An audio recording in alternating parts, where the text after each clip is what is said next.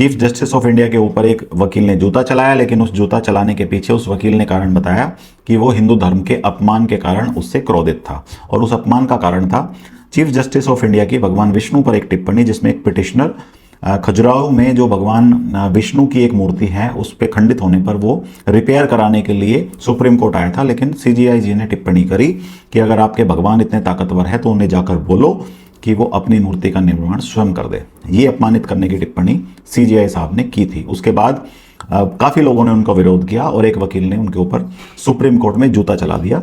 वो साफ साफ उनके बराबर से यहाँ से होकर गुजरा, लगा नहीं, लेकिन वो अपमान की श्रेणी में ही आता है। अब मेरा चीफ जस्टिस साहब से सीधा सवाल और सीधी चुनौती है, आपने देश के सर्वोच्च न्यायपालिका के पद पर बैठकर भगवान विष्णु के सहारे, मतलब भगवान विष्णु पर टिप्पणी करके समस्त हिंदू समाज पर चैलेंज कर दिया और उसको अपमान करने का काम किया है। ये सच है, ये सब स्वीकार करेंगे। मेरा आपको ये चैलेंज है कि आप ऐसा ही मुस्लिम समाज के लिए करके दिखा दीजिए।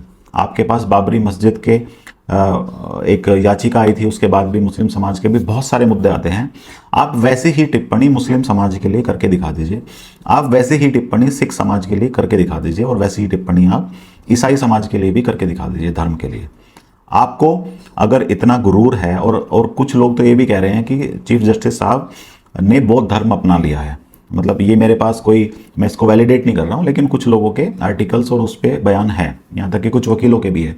तो दूसरा सवाल ये भी है कि जब आप हिंदू धर्म से पहले ही जा चुके हो तो आपको क्या अधिकार बनता है फिर हिंदू धर्म पर टिप्पणी करने का। आप बौद्ध बन गए हो तो आप बौद्ध की बात करो, फिर हिंदू धर्म का वापस आकर और उस पर ऐसी टिप्पणी करने का अधिकार आपको नहीं दिया। जनता से बड़ी कोई नहीं है, ना कोई जज है, ना कोई अदालत, ना कोई प्रधानमंत्री, ना कोई सरकार।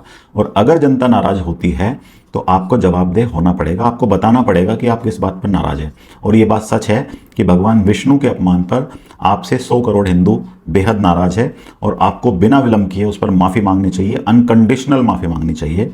क्योंकि आप, ठीक है, संविधान के दायरे से आप बहुत बड़े पद पर हो, लेकिन सनातन धर्म इस संविधान से भी 1000 साल पुराना, 10,000 साल पुराना या उससे भी पुराना है। उसके भगवानों पर टिप्पणी करने का अपमानित आपको कोई हक भी नहीं है और आप उसको कर भी नहीं सकते।